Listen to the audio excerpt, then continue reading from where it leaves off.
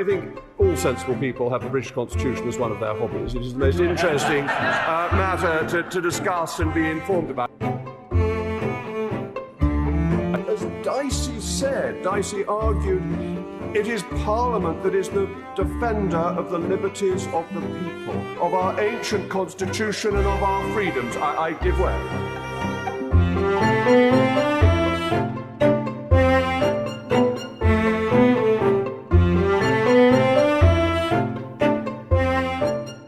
Hello, this is Jacob Rees-Mogg once again, bringing you a diverting dose of democratic dilations for your deliberation and, dare I say, delight. This podcast series is pondering the question of why Parliament works, which in large part means exploring some of the less understood intricacies of how MPs actually deliver for their constituents, both as backbenchers and as lawmakers. In episode 3, I spoke to Lord Norton of Louth, who as a peer as well as an academic is both an expert and an insider. Here's what he had to say about what goes on behind closed doors in Westminster. The focus tends to be on the formal stages because they're visible and from the point of view of political science, they're measurable. But what it misses out is the use of what I tend to refer to as informal space within Parliament, away from committee rooms, away from the chamber, where members get together. Now, that can be ministers meeting with members to discuss measures that have been brought forward. So sometimes you will have informal meetings. Ministers will call a meeting, invite members with an interest in a bill to come and discuss it before the bill comes in. And I think that's extremely valuable. So by the time a bill's gone through, there might have been a lot of informal discussion between the minister, along with officials, the bill team, actually meeting with members to discuss issues. Someone who has great experience of performing exactly that role is the present Minister of State at the Cabinet Office, Chloe Smith, who I am very glad to say is my guest for this episode. Chloe, you must be one of the most distinguished and long-serving ministers of the Constitution and most experienced, so I'm very keen to talk to you about that work. But first of all, do you think Lord Norton has got it right about when it comes to the give and take of the legislative process? Well, hello, Jacob, and it's an absolute pleasure to join you on your podcast, and thank you very much for having me as your guest. Yes, I do think that Lord Norton makes some very good points there, and he's absolutely right that, what we do in politics is a mixture of formal stages, and Parliament is extremely important in giving that structure. There are other things that give structure as well, and we might come on to talk about other institutions and what that means in a constitution. But of course, the informal is really what gives that life and what brings that alive. And Lord Norton's absolutely correct that in the passage of a bill through Parliament, things that happen outside the chamber can be just as important as what happens inside. I would add another thought to that as well, which is that our parliamentary work is fueled by our constituents, and that's absolutely as it should be. I mean, I've always been very proud of the way that British politics relies on the fact, is absolutely connected to the fact that we represent our constituents, and that means that lots of things that happen outside the chamber are brought into the chamber by means of that link from us through to the high streets of our constituencies. Yes, I think you're absolutely right about that, and it's the opportunity to bring the public to our processes, and it always strikes me as remarkable that in our country you can hold a surgery on a Saturday morning and can raise the issue with the Prime Minister on a Wednesday, and therefore the head of government can hear about a constituent's issue in incredibly rapid amount of time. And I think that's the sort of beating heart of our democracy, which you have just been improving. So I wondered if you might like to talk a bit about the Parliamentary Constituencies Bill, because that's at the heart, it seems to me, of the constituent MP relationship. But also, as you've had to pilot the legislation through, perhaps you could discuss some of the informal discussions that took place as well, because I think it would be useful both to look at it in terms of how it's developing and strengthening our democracy, but also in the physical process of getting quite a complex piece of legislation through the House of Commons. Yes, of course. Well, let's start with the core principle there. The absolute central idea here is that constituencies are important in our parliament. So as we've just begun to discuss there, that's what gives the public a voice in parliament, and crucially, of course, that's what keeps lawmakers accountable. The fact that you or I or even the Prime Minister has to walk down our own high street and be able to look anybody in the eye and explain what we're doing in parliament. That is what makes us all accountable, I think, in the at the end of it all. So the nature of of having a constituency and representing it in Parliament means that you must have equal voices for all of those constituencies. So the Parliamentary Constituencies Bill is a piece of legislation that seeks to update how we have our constituencies represented, and the main idea is that we want to be able to ensure that is regularly updated. So it actually hasn't been done in some instances for a good, you can argue that the data that's in use at the moment is a good 20 years old. So it needs to be updated and kept up to date from here on in. And also it needs to be able to give the citizens of this country equal voices in our parliament. And you do that by basically having 650 constituencies that are of roughly equal size. So why do you need legislation to do that? Well, of course, the Parliament is sovereign in itself. So naturally, anything to do with Parliament actually has to be done. Anything to do with how Parliament works still has to be created by Parliament, and all about that, Jacob, as the core tenet of our sovereignty. We have to therefore set out in legislation how the constituencies of our Parliament work. The bill has gone through the Commons stages so far, and as we speak, it's off into the Lords for its scrutiny down at that end of Parliament. And what we've had to do in this is look at the law that already exists, and there's a framework that's already been set out in a piece that dates from the 1980s. So we're actually just updating a framework, and we've made a few major changes, and there's been some other minor changes discussed along the way as well. There's been some very good quality of discussion throughout the committee stages on this, going to the heart of the issue, actually, of how we want to arrange our Parliament, but also at all times operating with a real sense that MPs, whilst we have naturally a great personal interest in this kind of law, because we all want to be able to do our jobs for our constituencies to the best of our ability, we have at times had to recognise that you can't let that interest take over too much. So there are times when MPs have to step back and say, OK, I'm not going to talk from personal interest here.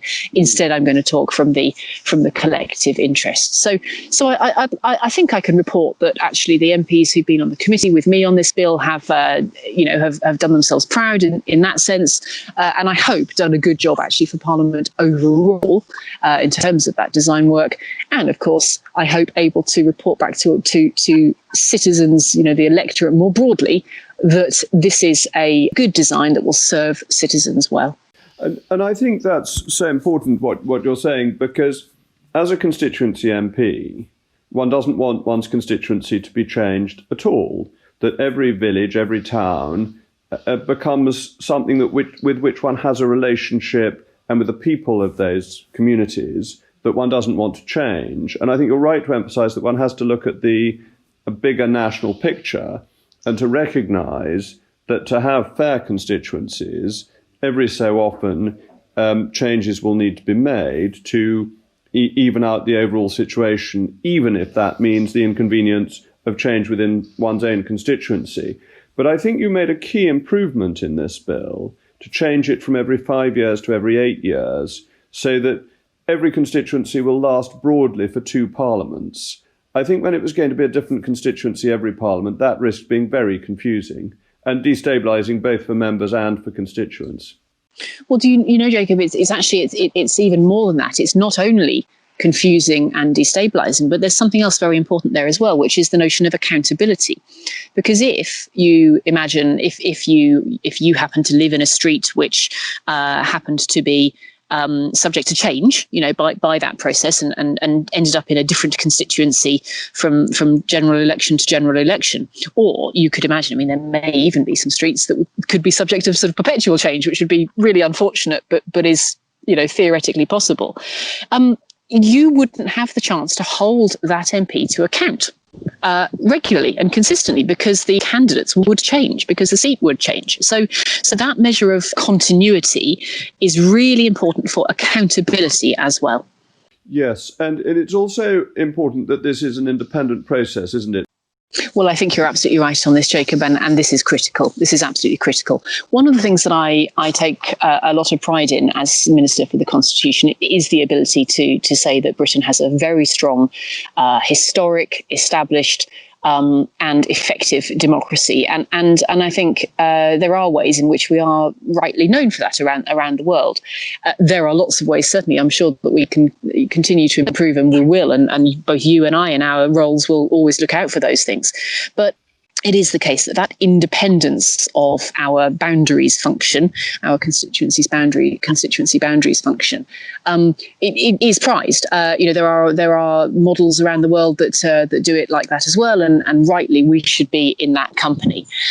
It's something as I mentioned a little earlier on, that I do think is for us to be able to take that pride in, to be able to compare, for example, when we have the chance to meet MPs or lawmakers from other countries, to be able to compare and say that actually in Britain we have these important independent points in our democracy, and to be able to say that we have that constituency link, and so that we are accountable every day of the week when we look back at our constituents and they can look at us and say, what are you doing?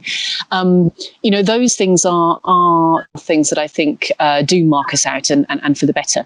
In the work I've done as just as a parliamentarian, even not as a minister, I've had the great luck to be able to travel around the world and help with some seminars and conferences and training for other parliamentarians in Eastern Europe, and I've been able to be in East Africa.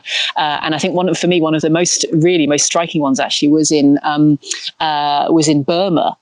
So in recent years, obviously, as they've been endeavouring to strengthen their parliament. I was part of an international delegation trying to help them do that, which was obviously thought-provoking. One of the few countries in the world still, I think, trying to be on that journey. And there are lots of things that I think we can be very proud of in the British Constitution and British democracy that others appreciate hearing about as well. And what this all comes together for is so that we've got the right accountability for the government, so that whatever the government does is reportable to MPs and via them to their constituents. And I wonder if you've any thoughts about how ministers treat Parliament, and whether you've seen any changes over the period since you've been in the House of Commons. Well, I've been in the House of Commons for 11 years now, and had the chance to see both in government and in opposition. Which is a slightly longer history, perhaps, than some of our colleagues. And as you kindly said in your introduction, I've had the chance to serve as Minister for the Constitution under 3 administrations. So I suppose I've seen a few turns of the wheel now. But I think that the thread that is consistent there and should remain so, and we should work really hard to keep it, is that ministers are always accountable to Parliament. Whatever happens, whatever decisions you make as a minister, whatever happens elsewhere in politics, inside the chamber or outside of it, you have to come back and account for that. And I think that is absolutely central. And it's interesting, isn't it? I do business questions, as you know, every week. And if less than perfect reply has been sent, MPs have a further opportunity, a further bite at the cherry to try and increase pressure to get a good answer. And I think that's quite useful, because it ensures that the enormous busyness that ministers have doesn't overwhelm their responsibility to Parliament, doesn't allow them to forget that they have to answer to Parliament as well. Yes, and that's actually very, very important in terms of how we make use of the civil service as well. The civil service is a very strong British institution, and I've had the privilege to work with some fabulous officials at the Cabinet Office, and it is often very important to be able to say to those who work to support us, here's what we have to do, and the reason we have to do it is because Parliament is asking us to, or because constituents up and down the country are asking us to through the means of Parliament. That is one of the things actually that keeps the whole system honest, if you like, and that means we can account back to constituents by saying, yes, the government is responsive. Yes, and that encourages ministers to understand the centrality of Parliament to their role. Ministers who don't know their stuff can be exposed through the House of Commons, though sometimes as a backbencher I felt the only way to get things done was by making oneself a thorough nuisance to the minister concerned until eventually some notice was taken. Well, and look where that's got you today, Jacob. but I, as a minister, one may be less sympathetic to people making a thorough nuisance of themselves. But this accountability and process leads ultimately to legislation. And obviously, ministers need a lot of support in preparing legislation through particularly the Office of Parliamentary Counsel. You oversee that in your role to some extent. And I wonder how you found that works. Well, I mean, again, I do pay tribute to many of the public servants that do this work for us. And I often think actually about how we could explain this role more to the public. We've all had conversations with our constituents where somebody says, "Oh my goodness me, what on earth were they thinking of when they wrote this into law?" And actually, what we might try to explain is that there's a team of people in the Office of Parliamentary Counsel who do exactly that work of trying to write really complicated things down into law so that they function, so that they work. And this reminds us of what the point of good law is at all. It is to be able to make people's everyday lives more predictable, more accountable. For there to be redress when something might have gone horribly wrong, for there to be security, and for there not to be an abuse of power within that, but for there to be a kind of enabling power. I mean, I in passing, what I always think is the critical function of the Constitution actually is to enable people to be able to get on with their everyday lives without interference and with protection from interference. If you don't have a stable Constitution, you actually can't be getting on with your everyday life. Businesses can't make decisions. People can't be happily in jobs and in employment because there isn't a stable environment that where the economy can thrive. That's actually what's so important about a constitution. It's not something esoteric. It is something everyday. It's fundamentally important to everyone's everyday lives, even though we might not see it. It is there in the background, letting us get on in a stable way. So the Office of Parliamentary Counsel actually is a hugely important cog in that wheel. If they can't express a concept right in the words on a page in a law, then we may as well all go home because we can't make good law that will help people get on with their everyday lives. Yes, and your point on stability is well made, because I think there's a great deal of empirical evidence to show that countries with stable constitutions have higher economic growth rates and are more prosperous, because business needs that background, as indeed do individuals, to be able to make long-term investment decisions and decisions about how they're going to live their lives. They need that certainty.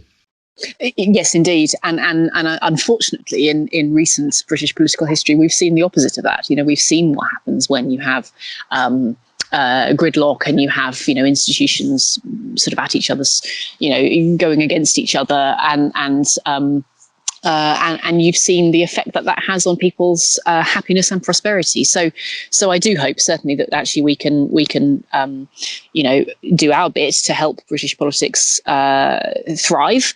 And what I mean by thrive is that politics has to be able to help people get on. Politics has to be able to support people's stability and prosperity, and to be able to serve, as a minister for the Constitution in times where that is fundamentally important, is a real privilege.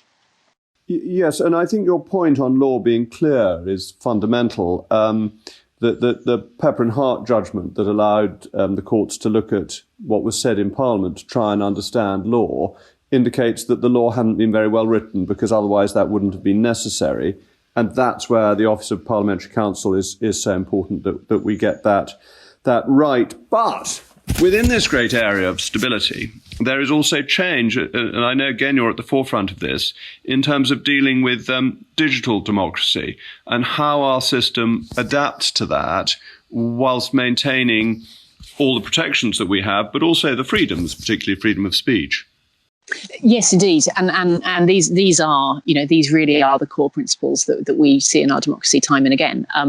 What I'm doing at the moment is seeking to update the laws that govern our democracy, if you like. Now we've talked through one example of that, which is sort of the parliamentary end of how our constituencies are comprised, but of course also to govern our elections and the kind of political discourse that we have year round. We have a set of laws. They're referred to as electoral law. And within that is the really important principle that people should be able to see who it is that's talking. So to take a very old-fashioned analogue example, if you have a political leaflet that is delivered through your letterbox, you should be able to see who it is that's printed it. That's a matter of law. And of course, that's very helpful to you because, if for whatever reason you wanted to pick an argument with what's on that leaflet, then you would know who it is to look up and to go and talk to. And you would, as a citizen, take that obviously as part of your decision as to who do you want to elect off the back of that leaflet. Now, obviously, in the last couple of decades, that has shifted, and more of that is taking place online. Now, that is right and proper in itself. I should just make this absolutely clear. I think that's a really good thing. I think the fact that you can do politics online is exactly as it should be. People can get so much more information and so much more interaction and so much more, I hope, prosperity and happiness from that than they might have been able to do only in the age when it all came on paper. That's all a very good thing. But obviously what it does mean is that I've got to take that responsibility for making sure that our laws are up to date to cover that as well as it used to cover paper leaflets and posters. So what I've just announced only recently is to extend what's called the imprint regime. So the imprint is that little bit of information at the bottom of the item that says who it is that's promoted it. And I'm looking to extend that so that it is there online as well as on your paper leaflet. Now, let's remember who's at the heart of this. The person at the heart of this is the person reading it and using it. So it's all about giving power to the citizen. So the citizen will be able to say, right, who is it that's trying to influence me by this thing that I'm reading online? They will be able to see that because the law will in future say that the writer has to identify themselves, and that is all to the good because it will mean that you can hold to account anybody who is trying to influence you through political material online, and that represents a level playing field. It's another really important concept in our democracy. I think what you're doing is really helpful in clarifying how we use digital media and digital methods of communicating whilst maintaining that accountability. And democracy requires accountability, otherwise it ceases to function, ceases to be democratic. One of the great things our democracy has done over the centuries, going back to 1707 and the Act of Union, has bound the different parts of the United Kingdom together, so Scotland, Wales, Northern Ireland with England. And I wonder how you think Parliament supports that. I think this ought to be a place where people come together. It has people in it from every corner of our union, and this goes back to the point about constituencies, doesn't it? And that the matters that the UK Parliament deals with go across the whole of the United Kingdom. That's really fundamentally important. Now, to give that its technical title, what we're talking about there is reserved matters as opposed to devolved matters. And here then is where our UK Parliament does have to then give a thought to the matters that relate to the other parliaments of the UK. So by that we've got the Northern Ireland Assembly, the Scottish Parliament, and the Welsh Senate. And I work closely with all of these in terms of how those parliaments can scrutinise their executives. That's a really important distinction, by the way. One that we've touched on a little in this conversation. But of course, parliaments are separate to their executives, and that's important. And what we are endeavouring to do at the moment is review and refresh the way that our governments all work together. This goes by the name of intergovernmental relations. Has a technical name, as everything does, I suppose, in the constitutional affairs. But it's really, really important. Hiding behind all of that jargon is the really important point that the citizens and businesses of our country, our great United Kingdom, are best served when its institutions work sensibly together rather than pull apart. And as you were saying, you've been working to try and help the various parliaments work together. And I think this personal working relationship must be important because although the Sewell Convention sets out when permission needs to be asked for, there's inevitably a grey area where you can't be sure whether it needs permission formally or doesn't, and that a good working relationship smooths over some of those grey areas, if you can smooth over grey areas. But Chloe, thank you so much. Most people who are referred to as constitutional experts are such because they've said that that's what they are, whereas you have been one through experience in office, and I think a greater experience than any predecessor as a constitutional minister. So thank you so much for sharing your expertise on this podcast. I'm very grateful, and I'm sure that people who listen will be illuminated. So thank you. It's a great pleasure to join you. Thank you very much indeed.